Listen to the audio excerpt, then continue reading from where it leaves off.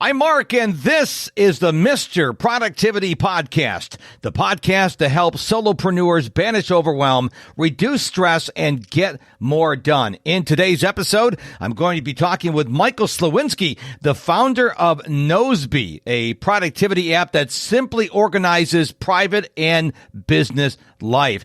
Before we dive into today's show, I want to invite you to sign up for the Productive Solopreneur newsletter. This is my free email newsletter where I share productivity tips that will help you live a more productive life. You can sign up for the Productive Solopreneur by going to mrproductivity.com/insider. Remember, Mr. is all spelled out, mrproductivity.com/insider, or just click the link in the show notes. Now, on with the show. Michael, welcome to the show. Thanks for having me. Now, we've got to start out the show with something very interesting because you are one of the very few people outside of my family that can actually correctly pronounce my last name. So I tell my friends and colleagues and whatever here in America that the CZEW is pronounced like the game of chess. That's not how you say it, but that's how I tell them to say it, because if they can get that close, I'm happy. But why don't you, because you can say it correctly, how do you really say my last name? Let me get this straight. So I think your idea with chess is brilliant. I think it's brilliant, but of course, a Polish person would say STRUCZEWSKI. Yes. And you can understand why I don't try to tell them that if they can get STRUCZEWSKI, I'm a happy guy. So Now you're originally from Poland, right? Yes, I am from Poland, but I alternate my time between Poland and Spain.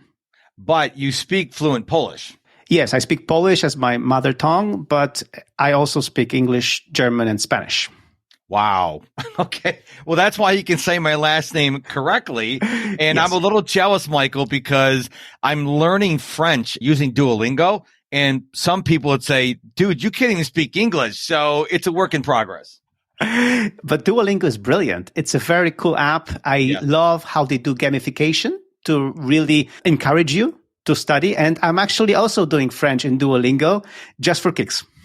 Excellent. Well, I'm going to have to follow you on Duolingo when we get off the interview today. I will tell you before we get into the show, we don't want to bore the audience too much, that I was not thinking I was learning French, but then I stopped one day. I'm like, oh my gosh, I am actually learning French. You don't realize it because you just go through the gamification, which is a good productivity hack, by the way, and you just keep learning and learning and learning. And all of a sudden, all this learning that you don't think you're learning is actually working. So no matter what you're doing in life, I just encourage you, don't give up. Just keep on keeping on, and you'll be surprised at what you will learn throughout your life. So one of the basic productivity hacks is always to reduce the barrier of entry to the minimum. So like make something as effortless as you can. And this is what Duolingo is doing, because they tell you just 5 minutes, man, just a second. Like you just open the app and just click here and there and you'll be fine. And then 10, 15 minutes pass and you've learned some French or you've learned some Spanish.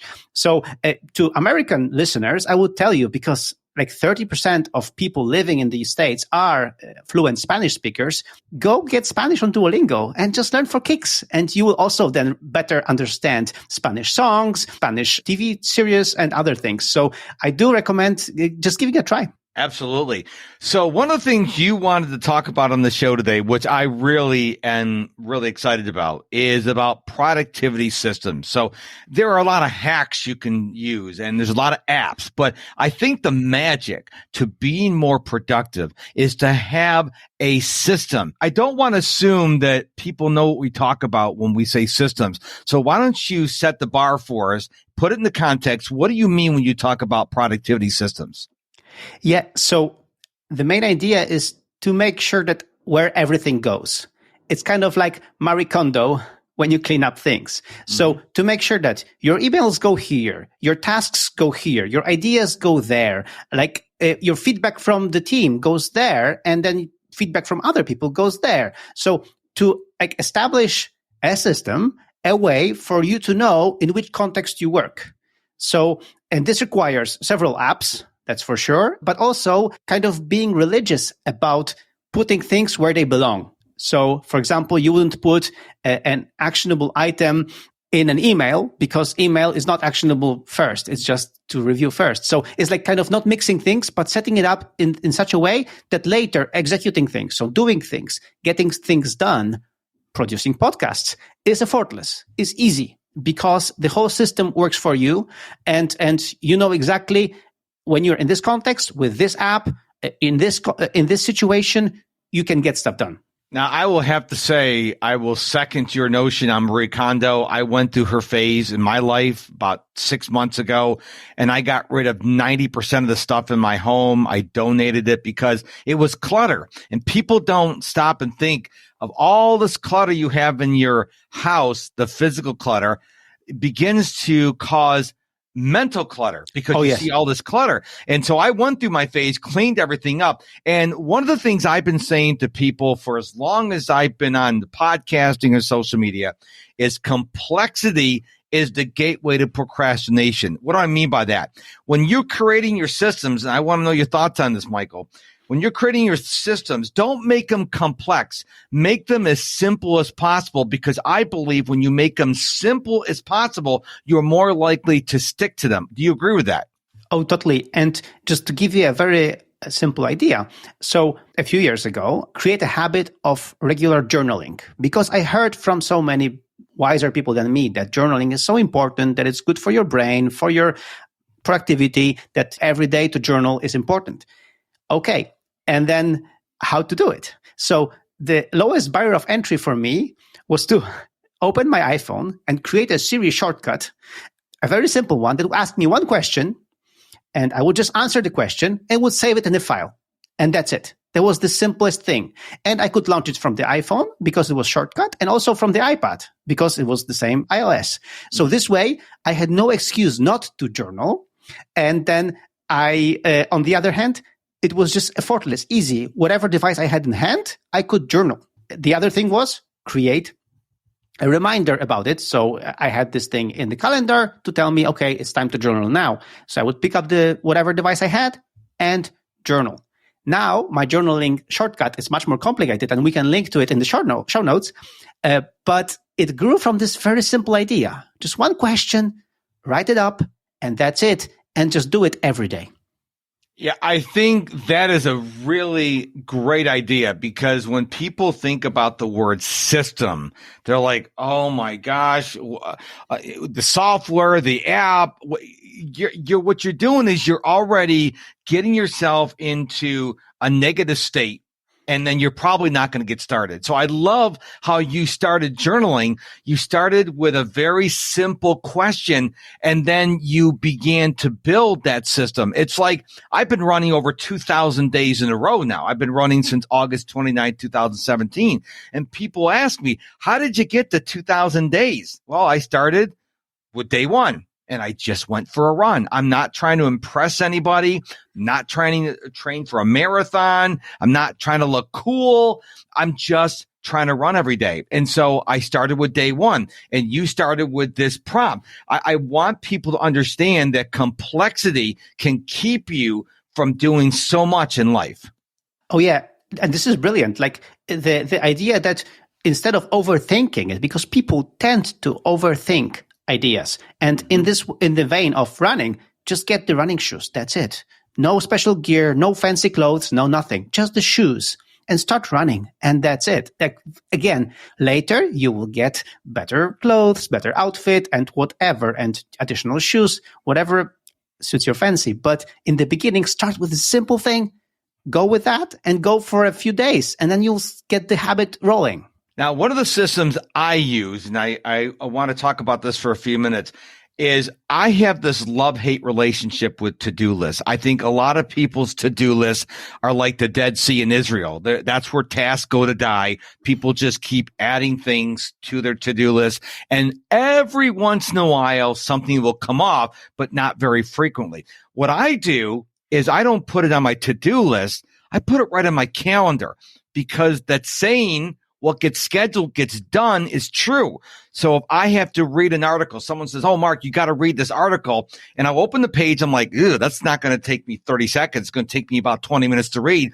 I will actually take the title of the article and the link and put it directly on my calendar. So when that time comes up, I have already allocated the time to read that article. I'm not trying to fit it in someplace. What are your thoughts on that?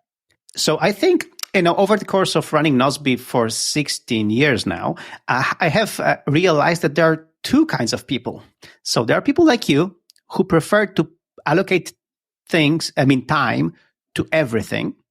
And there are other people who just don't want that because for them, it's kind of constraining. Mm-hmm. Do you know what I mean? Yep. So this way, for example, I am the other guy. I am the guy who doesn't put any dates, but just plans things in the priority list and then just goes through the priority list and without any due dates. But I've come to realize and appreciate the other kind of people who are very often my Nozbe customers who just live in calendar. And for them, as you said, this is brilliant. They just put things on dates and then they just make themselves do these things because they have decided once. There is no silver bullet, let's say. If you want to start really getting things done and putting stuff in your system, I would actually start with your idea to start allocating time. But then later, as you get better at this, you will have, I think, that's my thought, that you will have less inclination to just put dates. You will just remember, you will know which task to handle now. You will know. But first, I would start with dates just as you do it. Now, you are the creator of an app called Nozbe. We'll talk more about that as the show goes on. But I want to just put a pin here and tell people, and you already alluded to this, there is no magic app. There's no magic calendar app. There's no magic to-do list. There's no magic note-taking app. A lot of people are out there endlessly searching for the perfect app. And number one, I think that's a form of procrastination. Would you agree with that? Completely. And also, over the years of running Nozbe, I have discovered that it's just different people require different things. Mm-hmm. And for me, it's funny, but for me as the business owner and person behind an app, I would want this to be an app for everyone, but it's not. And that's why I have kind of changed my mind on this. And I said, once you find an app that works for you, stick with it. And that's it. And don't search for anything else. Don't use anyone else's recommendation. Just stick with what works.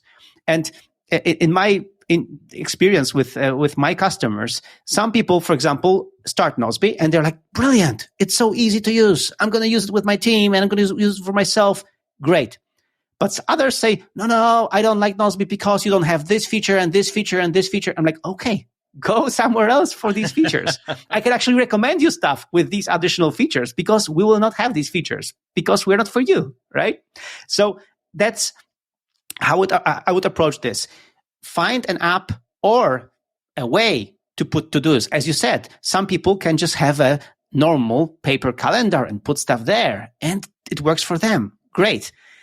I don't like it because my paper calendar doesn't sync with anything. But so I'm a digital kind of guy.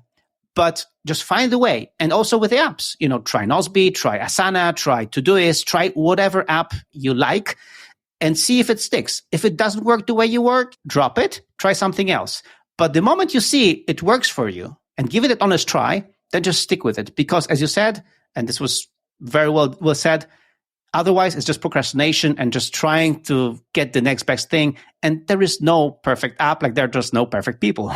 Exactly. So number one was the procrastination. The number two problem people have with apps is, we already talked about these words, the barrier of entry. So you may go out and your friends may be using this app, or you may see this app featured on your app store, but you're not understanding that when you get the app, now you have to learn how to use it.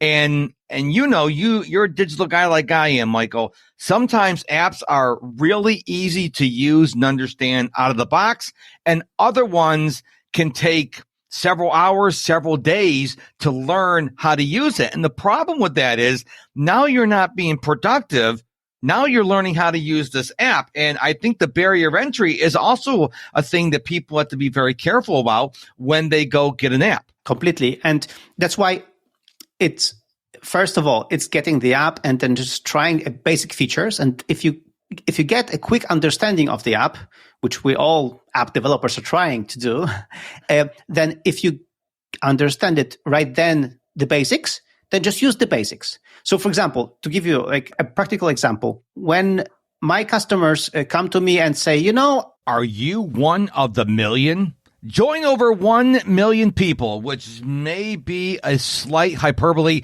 and get productivity tips that will help you live a more productive life. Head on over to mrproductivity.com/insider. We are working through email in our company, and we are, 3 founders, and we want to work together. We want to collaborate better. I'm like, try Nozbe. And they're like, yeah, but we use email for this. I'm not sure if my other people will want, my other co-founders will want to work with that. I'm like, guys, set up an account, just add all of you, 3 of you to the account, and try it for yourself with one project, just one thing. Everything else, do the old way. And just this one thing, do the Nozbe way. And if the Nozbe way doesn't fit you, done. You're not using it.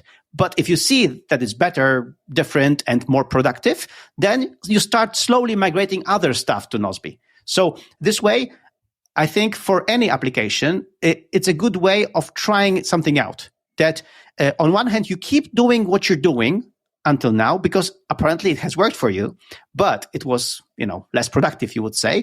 Then try the app and with just one project, with one idea, with one thing.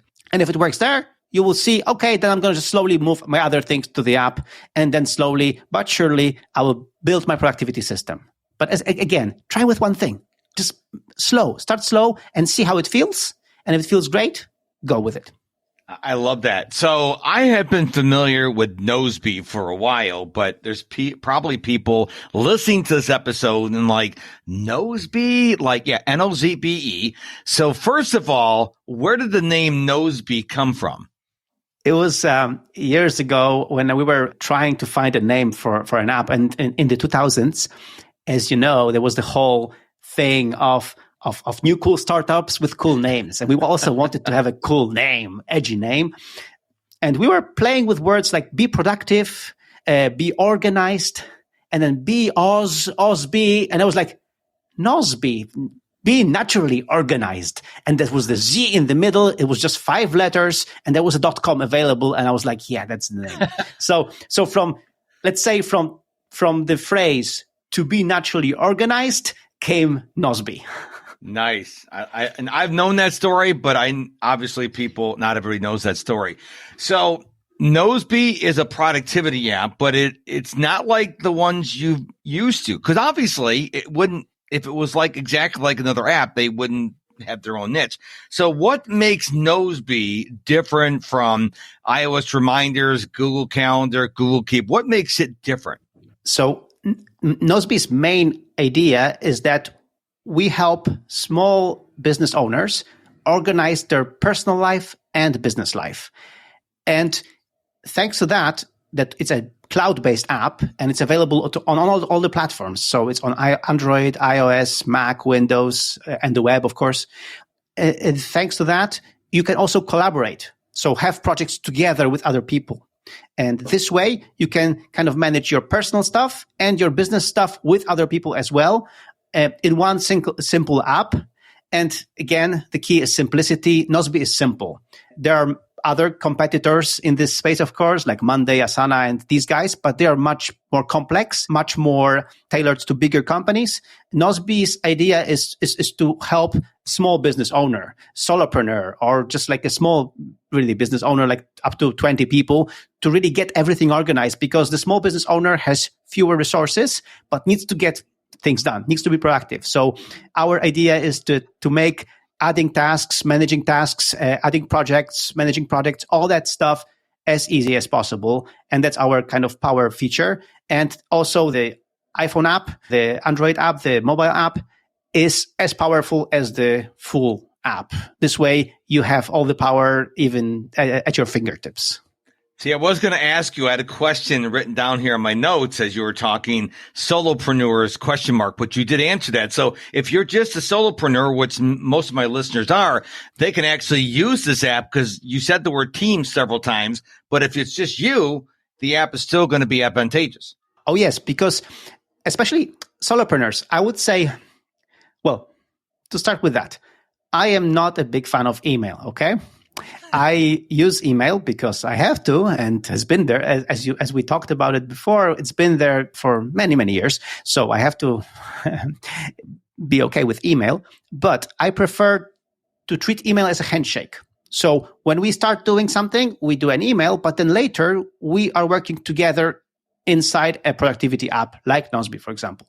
So for example, for solopreneurs, I would say to manage their business, they can have projects together with their clients. Okay. Or they can have tasks for the clients from within Nozbe.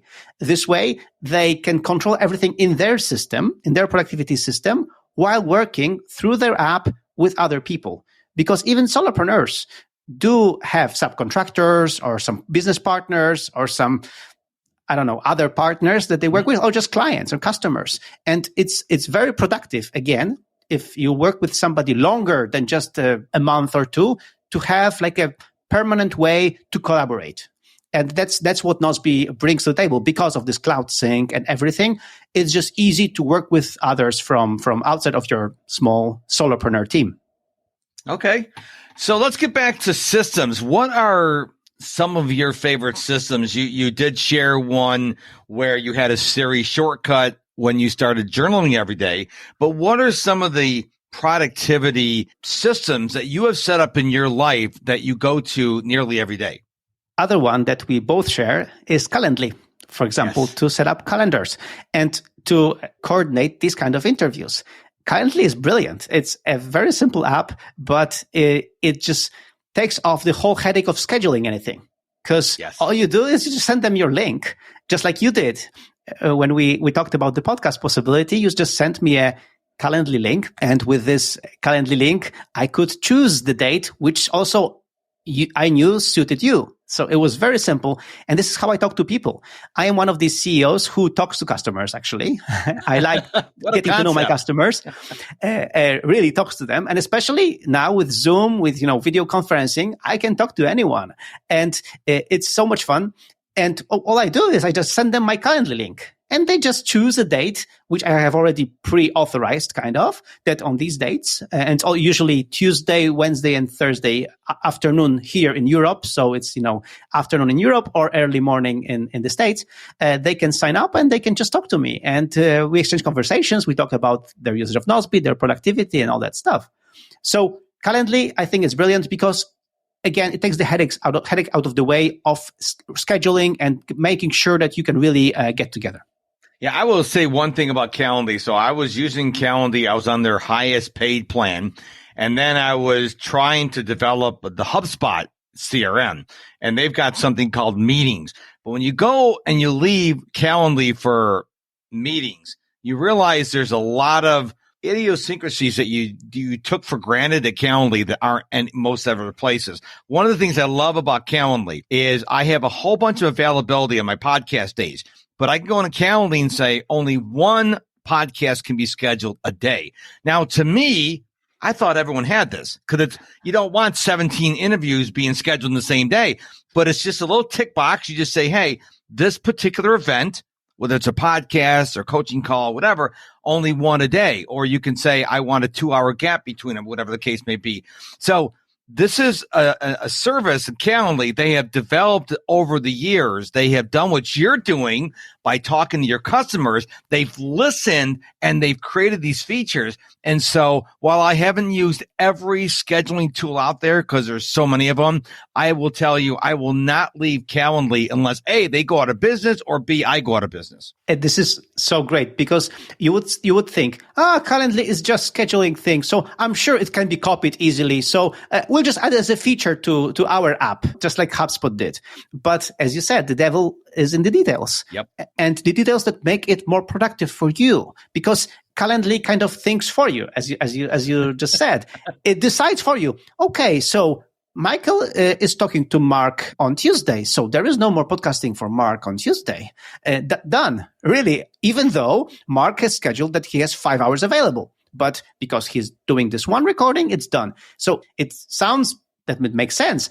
But as you said, these kind of small features, these kind of small tweaks are only available when you've been there fine-tuning this thing over years. Okay, so we got Calendly. What's another system you love to use? I am in the Apple ecosystem, as you know. I have the iPhone, the iPad, yes, the Mac. So for me, it's very important that we share with my wife, we share calendars together, and we share contacts. It's a simple thing, and some people are like freaking out, like you share contacts with your wife, like what's wrong with you, right? But I mean, come on, what do I have to hide? If I wanted to cheat on my wife, I would have a different phone and different, everything. Then I would have a different set of problems. But the idea is this: thanks to this tweak that we share all these things together, it's very productive because we have today I just had a haircut with our hairdresser. So I add her contact to our contacts, and then I tell my wife, hey, maybe you talk to our hairdresser and you schedule your appointment. And she's like, okay. And she just picks up and she knows that we have the contact already in the contacts. It's so easy. And the same with calendars. Like we share calendars and it's not obvious. Not all partners share that. But also we share the calendars through iCloud with our kids. So this way the kids know, okay, this day we have free, this day we have holidays, and the kids can also schedule things. So it's really easy to share calendars like this, and it's very straightforward. And these are things that are built in the system.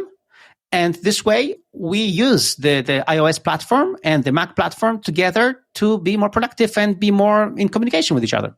One of the things I love about the iOS Apple ecosystem is Find My. So obviously my wife and I share our location, but I have an 82-year-old father that lives in south of Orlando.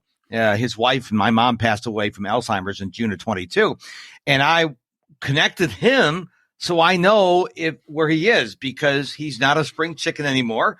And I got to keep telling him when he takes the dog for a walk, take your phone with you. And he goes, why? I'm like, Dad, if you fall, we're not going to know where you are. So I got him on the habit wherever he is. Sometimes he thinks I'm stalking him. I said, Dad, I just want to know where you are. And I have a daughter who's 25, and she shares her location with me because she's watched too many Dateline shows on NBC about people being abducted. So she shares her location with me.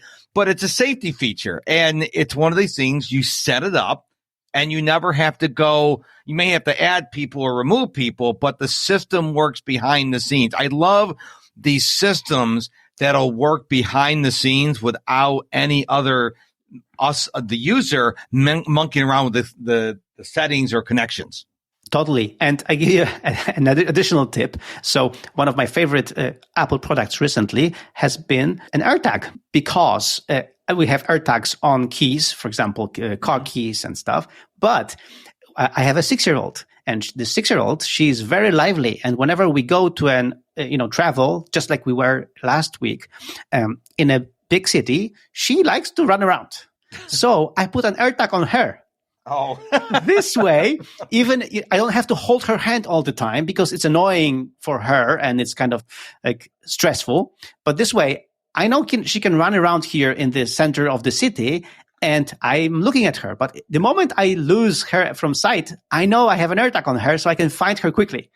And she's happy and she's proud to wear it, actually. And she knows, I have an AirTag. She feels safer as well. Just like your daughter, your big daughter feels safer because she knows she shares location with you. She was really happy that she had this AirTag and she shared location with us. Now, I heard a rumor that I don't know, I can't validate the story, but Lufthansa, the German airline, apparently banned AirTags because people were putting their AirTags in their luggage.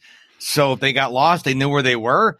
And they said it was a safety feature. No, they were just holding you accountable. So have you heard that story? Do you know if it's true or not? Cause I saw the article, but I didn't know if it was really banned at Lufthansa. I think it was a thing, but they stopped. They took it back. Okay. Because of people's complaints, because people actually, again, they have the agency to finally track their stuff. Yes. And I put an AirTag recently on a DHL shipment from Poland to Spain. Oh. Because I just put the AirTag there, and this way I knew exactly where it was. I didn't have to check the tracking number. It's actually brilliant. So that's with AirTags. There are some bad uses. People can use it for stalking and stuff. Yes. But really, the good stuff about it is really that for keys, for items that you don't want to lose, and for keys that you don't want to lose, they are brilliant. And I think people should be using them, and they should be. I mean, I think it's a brilliant product. So before we ask you the final question, it's when I ask you, there's no one else in the room but me. Before I ask you the final question about, Nozbe and how we can take it out for a test drive and find out more about you, is there any final pieces of wisdom you want to leave with our listener? Because we did cover a lot of stuff today. Is there anything that you really want to make sure the listener understands and takes action on? You inspired me to actually share something I haven't planned, but it's important. You said that you like systems that work behind the scenes. Mm-hmm. And I completely agree with that. I think it's brilliant. And one of these things that we don't appreciate and are not sexy at all, but we should use them, are backups. So if you can enable iCloud backup, if you have a Mac, get a Backblaze account, which is really cheap, but your whole Mac will be backed up. And really, these things, once you set them up, you forget about them.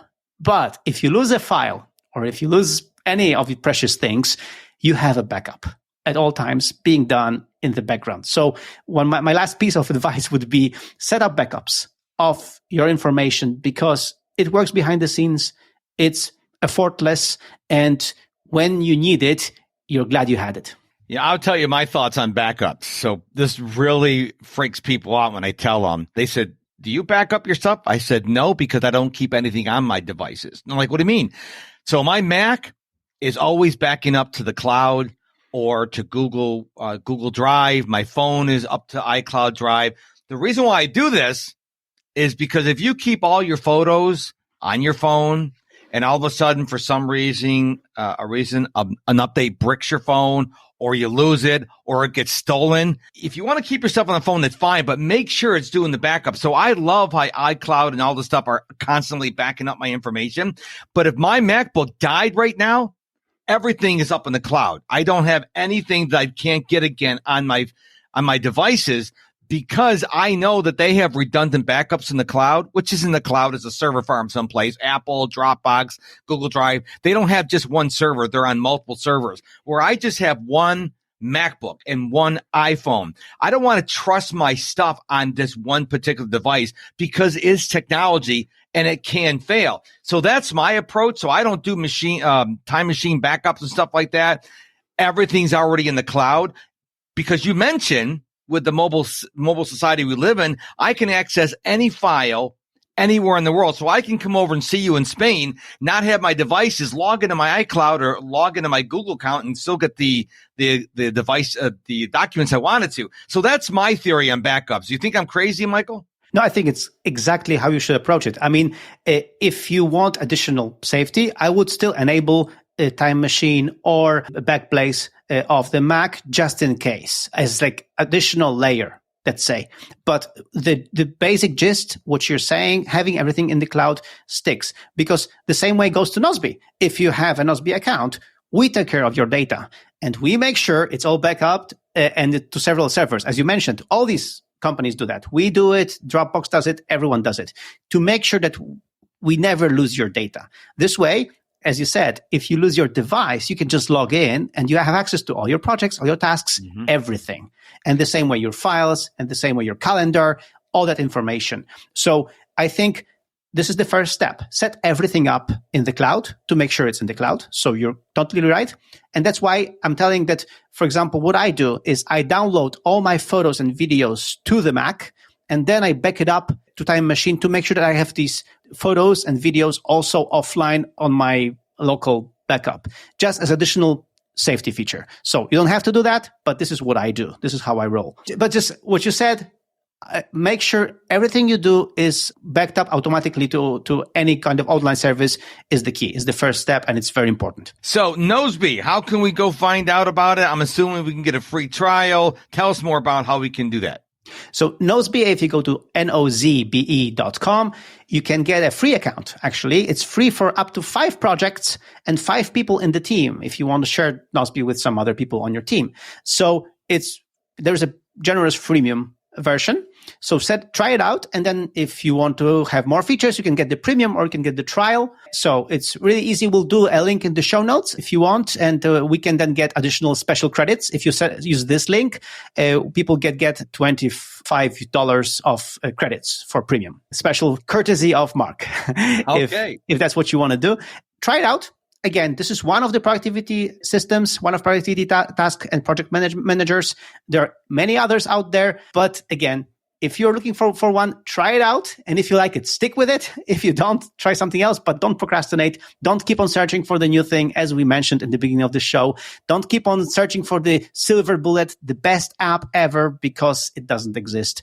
Just find the one that just rolls with you. Now, I want you, listener, to understand something. Don't forget what Michael said earlier. He's one of these CEOs that'll talk to people. So if you're confused, if you're not sure, or any of that, then you go to nozbe.com. You could probably have a conversation with him. So most of the other people, I don't think I could talk to the person who is the CEO of Dropbox or Google or any of these other to-do lists. So, but Michael's saying, hey, if you want to talk to me, I want to talk to you and I want to help you. So you may have missed that while you're listening to the show, but I want to make sure we circle back on that. So, Michael, thank you so much for being on the show today. It was great to talk productivity systems with you. My hope is the people who listen to this episode don't just go, oh, that was nice. I hope they take action on the things we talked about today. So thank you so much for being here. Thank you so much for having me. Yes, please take action. Please make sure to reduce the barrier of entry and stick with things that work. And slowly but surely, you'll build a perfect productivity system for yourself. Thank you so much for listening to this episode of the Mr. Productivity Podcast with Michael Sliwinski. If you found value from the show, and you probably did if you listened this far, would you do me and Michael a huge favor? Would you please smash that share button on whatever podcast player you're listening to this on and share it with several of your friends who could use the information you just heard so they can have a better life as well. It's really easy to use. Just hit the share button and share it with your friends. And finally, if you want to know anything about me, Mr. Productivity, whether you want to know about my coaching, my masterclass, anything, it's all at MrProductivity.com. Remember, Mr. is all spelled out, M-I-S-T-E-R, MrProductivity.com. Thank you so much for your time and attention for listening to this episode of the Mr. Productivity Podcast. Until we meet again, my friend, which will be really soon, remember, stay productive and stay positive.